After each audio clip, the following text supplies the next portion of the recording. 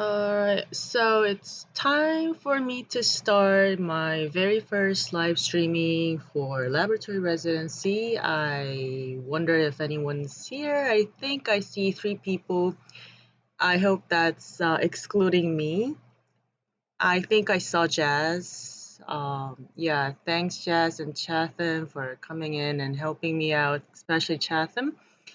So yeah, today I was supposed to do a studio tour, so I am here at my studio slash my lab, my other lab, not this laboratory residency, but this lab I'm working for as an MS student and research assistant.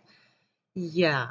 Yeah, so right now you can see from my background a typical looking office. So I'll briefly show you this center I work for here at KAIST. KAIST is where I go. It's a university slash research institute in South Korea. It's located in Daejeon. That's like in the middle of South Korea. So let me just yeah, resize myself. I hope you can see me a lot more bigger so I can show you around. So like I said, this is where I work. It's called the KAIST Augmented Reality Research Center. I'm just gonna look around with you together. Yeah, I'm holding my laptop. This is basically how it looks. Lot of cubicles and desks and monitors around you can see. So yeah, it's like a building where we share, where different research centers share together. And here is a tiny test bed. It's not too tiny, tiny. It's like a test bed plus a yeah, student's room kind of space. It has some sensors. If you remember from my introduction video, I danced here. Like at the end of my introduction video, I danced a little. This is where I danced. You can see a logo behind me, and there are some lights and some 3D 360-degree cameras behind me, things like that. So yeah, it's just a typical research office, I would say. And because I major in augmented reality, and this center basically serves for augmented reality, virtual reality, whatnot, those all those kind of different realities, we have devices ready. And yeah, that's what I love about this center. Although I think I'm leaving the center because I'm graduating this July. What I love the most about this is thank you. Thank you for calling it beautiful. Yeah, what I love about this center is that it's got good devices. Oh, by the way, my place is this little cubicle. This is very typical, I would say. It has a monitor, has a computer, has an extra laptop for myself. Yeah, so most of the time I work here as a research assistant. And yeah, I think I just told you about the devices. And just to briefly brag about it, yeah, we have for a number of research recently, I've been working on this device called HoloLens 2. It's from Microsoft, and I'm not advertising it, of course. I wish I was. But oh yeah, it's yeah, like I just said, it's a HoloLens 2. It's an HMD, it's a head-mounted display for augmented reality. And yeah, I think I was wearing also when I was dancing. And yeah, you just put it on your hair, you adjust your glasses, and you can turn it on. You can see the augmented reality happening right in front of you. Yeah, so this is pretty much about what I can call as studio. It's like I said, it's not my studio, but this is where I work usually. Excuse me. And this is also yeah, where I do the artworks as well. But most of the time, because I'm supposed to be here as a research assistant, I don't I don't feel really comfortable working on my own artwork here. So I often go to cafes. I mean, it's kind of hard to go to cafes and stay there. On campus, it's got higher restriction level due to COVID-19, so you cannot stay on campus cafe. So I often go outside of campus and go to cafe, and I do the work with this laptop that I'm currently looking into. So um, so I think that made 5 minutes. I I wasn't too much prepared for this live streaming today. I should have. So maybe from in next 2 weeks I'll get ready with a better prepared version to share it with you about my artworks. But for today, I wanted to share with you, and let me just resize myself a smaller, lot smaller me. Yeah, I think that looks better. So I wanted to just show you what I've been working on so far. These are a bit of demo videos I took with the camera inside my laptop. But I thought it would be better if I can show you real time, the runtime editor that I use for making interactive game. That's Unity 3D. As most of you know, it's a free game engine. Of course, it's got some extra plans, but most of the functions you can use for free. So you might want to try it. And here it goes. Perfect. It shows well. I was kind of nervous. It's my first time doing the live streaming, so I was hoping that this works out well, and I think so far, yes. So some of you might know that I've been working on this artwork called Chandra Signal. It's gonna be an interactive game on a website, so you can just maybe very roughly define it as a web VR because it's gonna be in 3D and it can work in a VR device. But what I would like to highlight about this game that I'm suggesting for this residency is that it will be connected to a mobile AR environment as well. And these two devices, that's the mobile AR and the PC VR, is gonna be connected. They are gonna be interconnected through cross-device interactions. So what you give as an input on your mobile AR will turn into an output on the web VR and vice versa. That's what I'm hoping it to be happening, but it's kind of complicated. I need to do some lot of works on the network processing, but I'm hoping it to work in the end. Yeah. So I think it'd be better if I just play this Unity. I hope the sound isn't too noisy. Right now, I'm currently working on this Chandra, where Chandra, the protagonist slash the audience. Oops. Yeah, that was noisy. I'm sorry. So right now, I'm working on making what the protagonist slash the audience slash the player will be located in on the web VR. So basically, what I propose as Chandra here is an interplanetary uh, network environment manager who is in charge of taking care of managing, monitoring, or evaluating what's happening in other planets. So here for now, I was trying to construct sort of the planets that Chandra is living by sort of like deconstructing the our usual notion of planets, hopefully. So what I have been looking on recently is how the concept of planets, as opposed to globe or globalization, can be visualized in maybe in my own ways.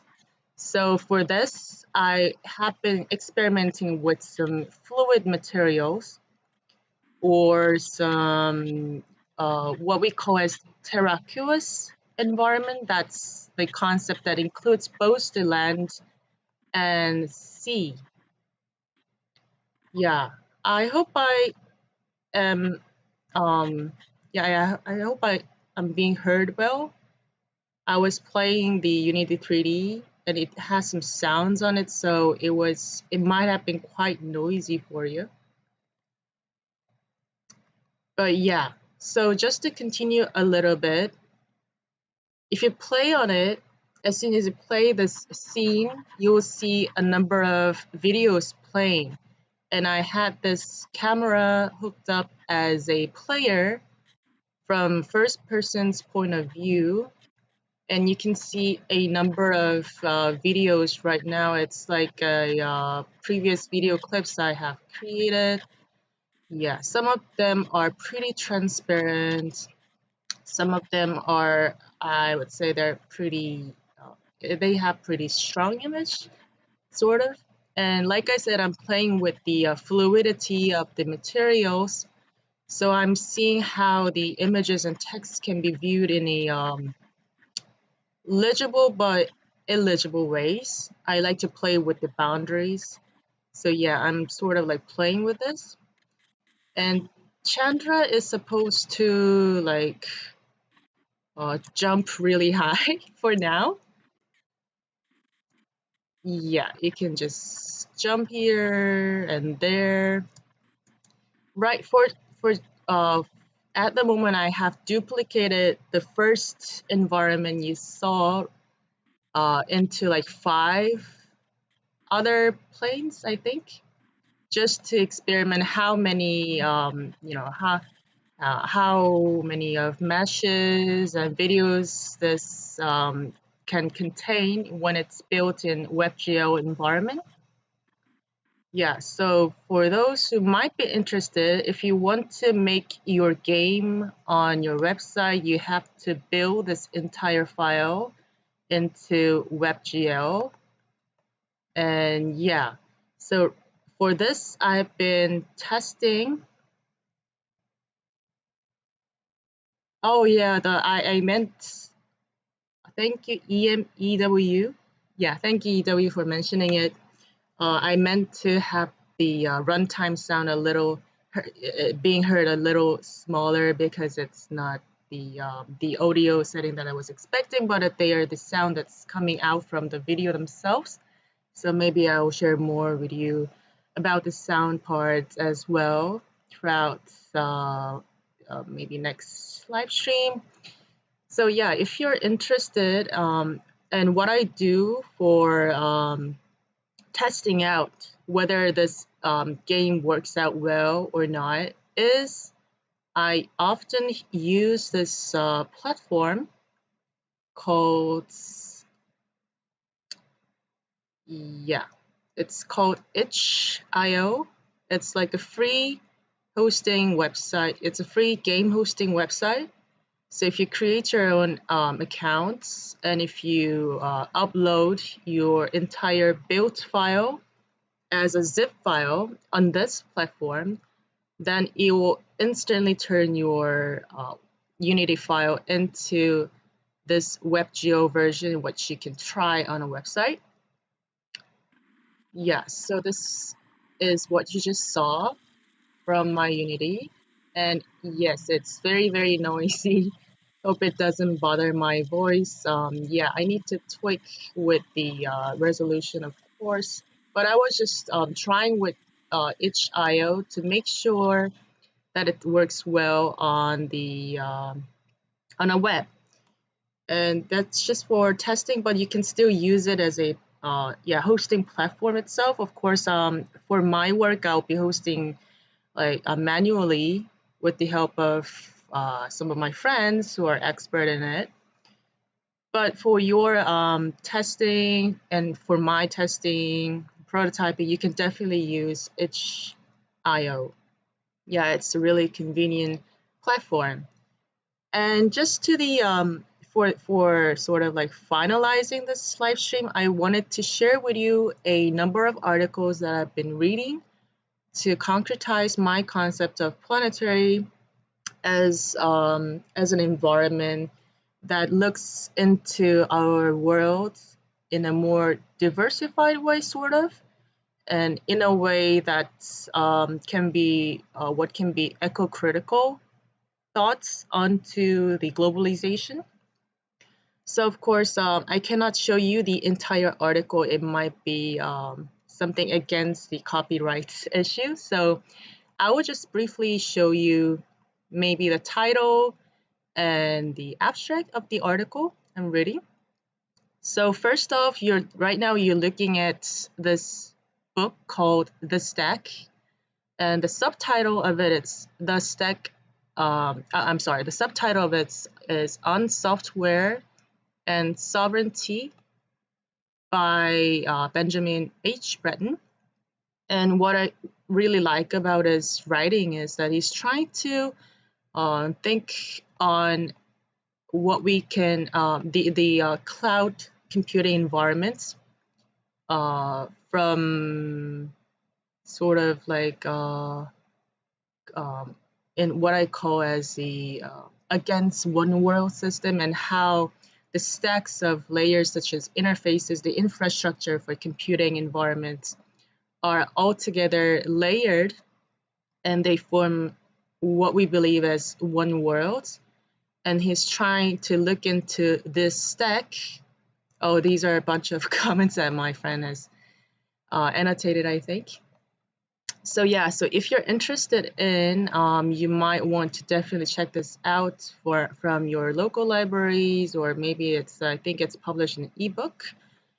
But this sentence, maybe I can just briefly share. It says that computation does not just denote machinery, it's a planetary scale infrastructure that's changing not only how governments govern, but also what governments even is in the first place. So this kind of I and my friend highlighted as some of the parts that can be helpful in thinking about the current world system. And there are some number of other articles. And there was another major article that I've been reading these days, but I think I forgot to upload it. But it's called The Planetary Turn. And like you have seen so far, I've been sort of like emphasizing this term planetary, and I'm working on it. And I think it's like a huge term. It sounds really huge already. It's a planetary. And Chandra that I'm trying to propose in my game is an interplanetary network environment manager. So it's all about the scale, and something that's about remote sensing of our planet or other planets and our bio ecosystems, things like that. So because I have some backgrounds in the art history, I wanted to approach this game in a pretty much a theoretical manner, I would say. Yeah, so I'm trying to work on some texts, and what's important for me. And Chatham has a question: what are some ways you want to explore some of these ideas in my work? Is what I'm trying to work on right now. So like I said, my work, Chandra Signal, is an interactive game, right? So what's going to be critical for me in terms of understanding or translating my understanding of planet is that I actually visualize my ideas and gamify them into different stacks of interfaces and interactions. And I'm really trying to work hard on that. So additionally, onto these articles, I've been discussing with some of my friends who are who wish to become a game designer. I've been learning some of the game strategies that are commonly used in the in the games that you can see these days. Yeah, so this is gonna be the major challenge that I'll be working on. This gamification part, the visualization part, will be that's what I think is the major challenge. And yes, I think the time has elapsed now till 90 minutes. I was hoping, yeah, I was hoping that I could, as long as I can have this live streaming 15 minutes long, I would be a success. And now it's almost heading 20 minutes. So yeah, if you have any questions about my works, feel free to reach me uh, at on my Instagram. Yeah, you can find my Instagram on the IG of Laboratory Residency. That's at Laboratory Residency, as far as I remember, and I think it's right. So yeah, this I think is pretty much everything about what I like to share as my studio and so far what I have done for throughout these week. This not these week, yeah, the 1 day, 1 week. Yeah, so this is pretty much it. And yeah, thanks for listening to my live streaming. I was really nervous, but yeah, I think I enjoyed it. So yeah, I think I can conclude here. So great talking to you guys. Thank you very much for your time. And thanks, Jess. And Chatham, especially for helping me out today. All right, then I'll see you guys very soon in my next videos. And thank you, EW. I don't know it's a proper way to calling you, but yes, thank you very much. Bye. Thank you, thank you.